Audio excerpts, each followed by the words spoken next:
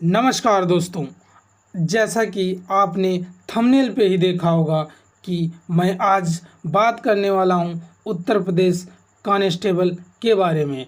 अगर आपका भी सपना है कि मैं उत्तर प्रदेश कांस्टेबल की वर्दी पहन के अपने घर में और अपने गांव में जाएं, तो यह वीडियो आपके लिए बहुत खास होने वाली है।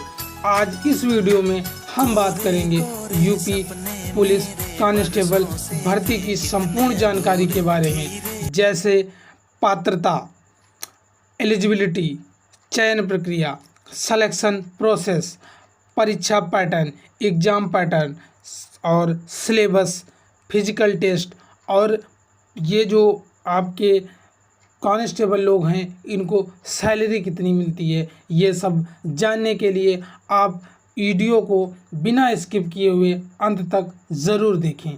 तो चलिए हम आगे बढ़ते हैं। सबसे पहले मुख्य परिचय, मतलब उत्तर प्रदेश में जो पुलिस कांस्टेबल होता है उसका मुख्य परिचय, वो क्या काम करता है, क्या होता है, उत्तर प्रदेश पुलिस कांस्टेबल क्या है, इसके बारे में मैं आपको बता रहा हूँ। देखो, उत्तर प्रदेश पुलिस का काम क्या होता है वो सब जानेंगे इस वीडियो में। उत्तर प्रदेश राज्य में कानून व्यवस्था बनाए रखने की, जनता की सुरक्षा सुनिश्चित करने के लिए यह प्राथमिक सबसे महत्वपूर्ण पुलिस पद है। मतलब कहने का मतलब ये है कि सबसे महत्वपूर्ण पद यही होता है नीचे स्तर पे देखा जाए तो। फिर चलिए इसमें मतलब भर्ती बोर्ड, ये कौन इसको भर्ती करता है, कौन सा बोर्ड है जो इसको भर्ती करता है, तो वो आपको दिया गया उत्तर प्रदेश पुलिस भर्ती एवं प्रोन्नति बोर्ड। ठीक, कार्य क्या है? आपराधिक नियंत्रण कामा, और सारे कौन कौन से हो जाएंगे आपके, पेट्रोलिंग हो गया, थाने का कार्य हो गया, आपातकालीन सेवाएं हो गई। अवसर, अवसर क्या होता है? राज्य में एक प्रतिष्ठित, स्थायी एवं सम्मानित सरकारी नौकरी है। मतलब ऐसा नहीं कि इसको सम्मान नहीं मिलता है, इसको भी बहुत सम्मान मिलता है। नीचे स्तर पे सबसे अच्छी नौकरी यही समझी जाती है, इसको बहुत सम्मान लोग देते हैं। देखिए इसके बाद पद और विंग, जो आपके पोस्ट दिए गए हैं वो कौन कौन से इसमें होते हैं, देखते हैं एक एक करके। सबसे पहले आपको दिया गया है सिविल, मतलब जो ये सिविल वाले लोग होते हैं, सिविल पुलिस होती है, वो कौन सी होती है। जैसे आप लोग बोल देते हो सर इसमें मैं कैसे जानूंगा कौन सिविल पुलिस है, कौन पुलिस है, वो सब मैं इस बारे में आपको जानकारी देंगे। सिविल पुलिस का कार्य होता है सामान्य पुलिस थाने में तैनात होकर कानून व्यवस्था, अपराध अनुसंधान और नागरिक सुरक्षा का प्रत्यक्ष कार्य करता है। ठीक है, ये तो आपका हो गया सिविल पुलिस का। अब आपका दिया गया पीएसी, जो पीएसी का क्या काम होता है? प्रादेशिक आर्म्ड कांस्टेबलरी, ये बोला जाता है पीएसी को। इसका काम क्या होता है? विशेष आपातकालीन स्थिति या फिर दंगों को नियंत्रण या फिर वीआईपी सुरक्षा और त्योहारों पर सुरक्षा व्यवस्था के लिए तैनात की जाती है। त्योहारों पे तुमने देखा होगा कहीं कहीं पे जैसे दंगे वगैरह हो जाती हैं, तब आपकी ये पीएसी आती है। फायरमैन और विशेष सुरक्षा बल का क्या काम होता है? ये क्या होता है, जब जैसे जहाँ पे आग वगैरह लग जाते हैं, ये आग विभाग के होते हैं।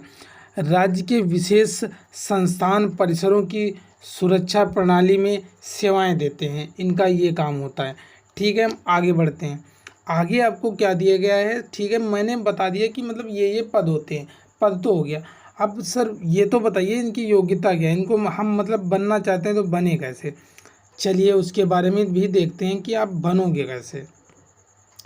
आप बनोगे कैसे, तो योग्यता क्या क्या है, क्या क्या आपकी एलिजिबिलिटी क्राइटेरिया क्या क्या है, तो क्या क्या दिया गया? शारीरिक माप तो इधर दे दिया गया है, जैसे कि शैक्षणिक योग्यता। जो शैक्षणिक योग्यता है उसमें क्या होना चाहिए? आपको 12th होना चाहिए, मतलब कि 12वीं पास हो आप भारत के किसी भी बोर्ड से, आपको 12वीं पास करना है। और न्यूनतम हाइट कितनी होनी चाहिए, कि लोग कहते हैं कि कितनी लंबाई तक आपको ले लिया जाएगा।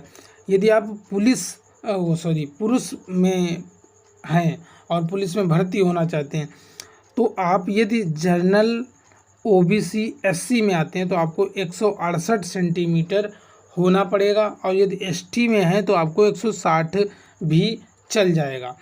और महिला में क्या होता है, महिला में होता है जनरल ओबीसी और एससी में 152 सेंटीमीटर और एसटी में कितना होना चाहिए, 147 सेंटीमीटर होना चाहिए।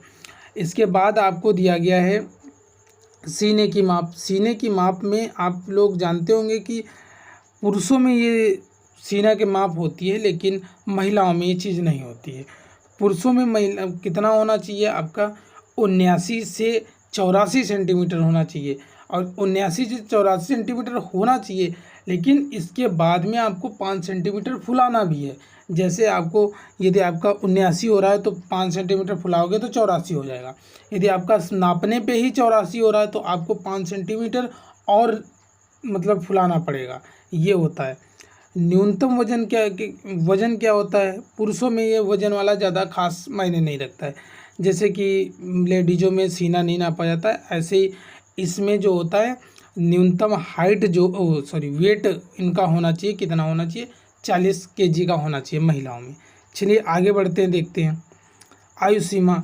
ये भी लोगों को बहुत बड़ी समस्या रहती है, सर आयु की अब की बार छूट मिलेगी कि नहीं मिलेगी।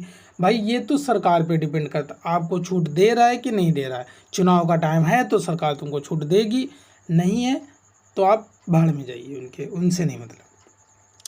फिर भी देखते हैं कुछ तो छूट मिलती है, वो वाली छूट दी जाती है कि नहीं। सामान्य वर्ग या जनरल या ईडब्ल्यूएस में है तो आपको, यदि पुरुष हैं तो आपको 18 से 22 वर्ष की एज है, यदि महिला है तो 18 से 25 वर्ष की छूट है। छूट नहीं मतलब एज ये है, इसमें भी छूट नहीं। इनको आरक्षण मिलता है, ओबीसी एससी और एसटी वालों को आरक्षण मिलता है एज में।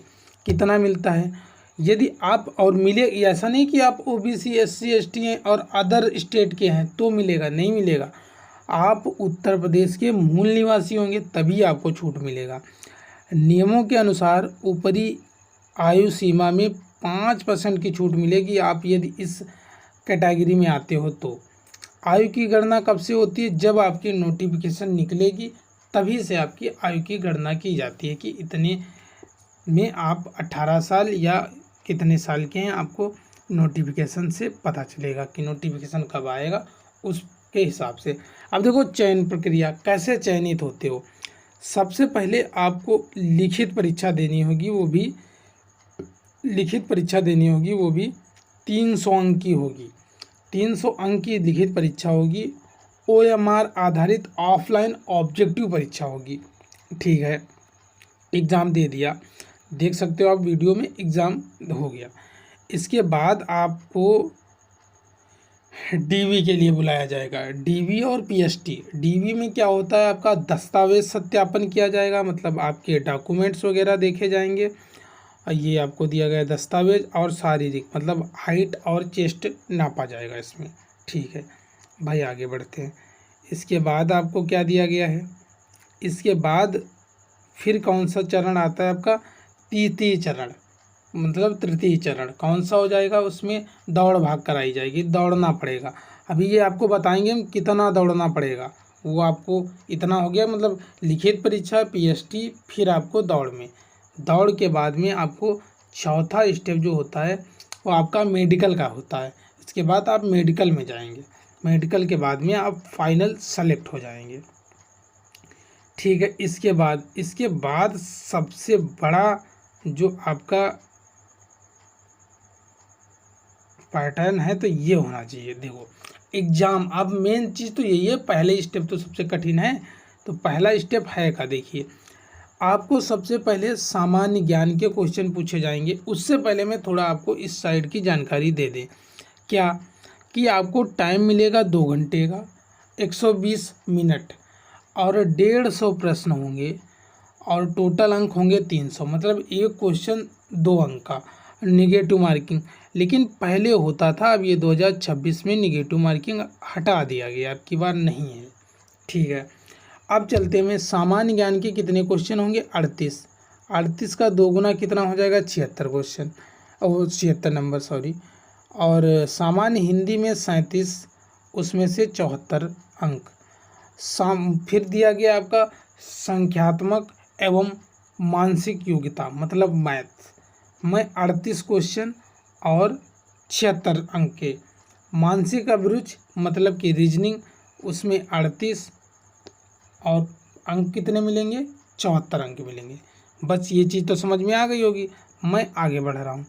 मुख्य सिलेबस जो इनका मेन सिलेबस है कि क्या क्या पूछा जाएगा, इसमें आप देख सकते हो सामान्य ज्ञान व हिंदी। सामान्य ज्ञान में क्या पूछा जाता है, जीके। जीके में क्या, भारत का इतिहास, संविधान, यूपी स्पेशल जीके और अर्थशास्त्र, करंट अफेयर। ये करंट अफेयर कितने महीने का आगे मैं बात करूँगा। हिंदी में क्या आता है, व्याकरण हो गया, समास हो गया, विलोम शब्द हो गया, मुहावरा हो गया, लेखक व रचनाएं हो गया। ठीक। मैथ्स में क्या पूछा जाता है, मैथ्स में आपको दिया गया संख्या पद्धति और प्रतिशत लाभ हानि, अनुपात, औसत, साधारण ब्याज और चक्रवृद्धि ब्याज, समय और कार्य। इसके साथ में दूरी और समय भी पूछा जाता है। देखो इसके बाद रीजनिंग में क्या क्या पूछा जाता है आपको देख सकते हो। रीजनिंग में दिया गया है कोडिंग डिकोडिंग और रक्त संबंध, दिशा ज्ञान, तार्किक आरेख, पैटर्न पहचान, निर्णय क्षमता और पुलिस प्रणाली। इतने तो आपका ये सिलेबस था। इसके बाद में चलता हूँ शारीरिक दक्षता परीक्षा मतलब पीटी रनिंग में क्या दिया गया है देखना। इसमें रनिंग में बहुत अच्छी तरीके से मैं समझाऊंगा। रनिंग में यदि लिखित परीक्षा में पास हो जाओगे उसके बाद रनिंग में बुलाया जाएगा डीवी के बाद। फिर आपको इसमें पुलिस मेरा जो ये पुरुष है उसको पुलिस के निकल जाता है। पुरुष अभ्यर्थी के लिए 25 मिनट में 4800 मीटर और महिला अभ्यर्थियों के लिए 14 मिनट में 2400 मीटर दौड़ना है। ठीक है, ये चीज़ आप समझ गए कि महिलाओं के लिए कितना है और पुरुषों के लिए कितना है। आगे बढ़ते हैं। इसके बाद सबसे ज़्यादा खुशी यहीं पे मिलती है। हर बच्चे का यही डिमांड होता है, सर सैलरी कितनी मिलेगी। बता तो दिए मेहनत इतनी करनी वो करना, लेकिन इन हैंड कैश हमारे हाथ में कितना आएगा तो बता दूं भाई 32,000 से तो नीचे नहीं आएगा, ज़्यादा ही ज़्यादा आएगा, 32,000 प्लस ही आएगा। वेतन का जो पे लेवल है वो कितना है, 3rd ग्रेड का है। और पे वैसे बैंड कितना मिलता है आपको दिया गया है 5200 से 20,200। और ग्रेड पे कितना है लेवल 3 का तो आपको दिया गया 2,000 रुपये पर मैट्रिक्स लेवल 3। अतिरिक्त भत्ते क्या मिलते हैं, डीए मिलता है मतलब कि महंगाई भत्ता मिलता है, मकान किराया भत्ता मिलता है, राशन मनी भत्ता मिलता है, वर्दी भत्ता मिलता है, चिकित्सा सुविधाएं प्रदान की जाती हैं। सुविधाएं भी काफ़ी मिलती हैं। आगे बढ़ते हैं। सफलता की रणनीति। अच्छा, अब मैं सबसे ज़्यादा फोकस इस पे करता हूँ। ये सब चीज़ें तो सीख लिए कैसे होता है, लेकिन सफल कैसे होंगे सर, क्या इसमें स्ट्रेटजी हम अपनाएं। तो क्या अपनाओगे, आपको मैथ और रीजनिंग तो अभी से दबा के पढ़ना चाहिए। क्यों, क्योंकि यही सबसे ज़्यादा स्कोरिंग होते हैं और इनका पैटर्न क्या चेंज होना है इनको तो पूछा ही जाएगा। और जो आपका यूपी जीके करंट है इसको अभी नहीं पढ़ना, जब वैकेंसी आ जाए उसका 6 महीने का करंट उठाओ और रट डालो। और जब से तुम्हारा नोटिफिकेशन आए तब से पहले सिलेबस कंप्लीट करना, उसके बाद में डेली एक मॉक टेस्ट देना ही देना है। और केवल मॉक टेस्ट देना का नहीं मतलब होता है, सुबह दो उसको शाम तक बहुत अच्छी तरीके से एनालिसिस करो, जो भी गलत हो उसको आप एक कॉपी पे नोट करो, उसको बार बार रटो। रनिंग तैयारी, आप नोटिफिकेशन आए तब से दौड़ना स्टार्ट कर दो, सुबह जाओ। और लेकिन एग्ज़ाम जब होने वाला हो उसके 15-20 दिन पहले दौड़ना नहीं है, केवल आपको रिटर्न पे ध्यान देना है। तो ये सब थी आज आपकी जानकारी। मैंने बता दिया कि कब दौड़ना है कब नहीं दौड़ना जानना है। पता चला पेपर है तो आप दौड़ने जा रहे हो तो थकान आ रही है तो आपका दौड़ भी नहीं हो पाएगा। तो यदि आपको अगर आपके मन में इस भर्ती से जुड़ा हुआ कोई भी सवाल या संशय है तो नीचे कमेंट कर देना बॉक्स में, ठीक है। इस वीडियो को अपने उन दोस्तों के साथ शेयर करें जो यूपी पुलिस की तैयारी कर रहे हैं। वीडियो पसंद आई हो तो इसे लाइक करें और चैनल को सब्सक्राइब करें। आपकी तैयारी और उज्जवल भविष्य के लिए ढेर सारी सब शुभकामनाएं। आपका वीडियो यहीं पे समाप्त होता है। जय हिंद, जय भारत।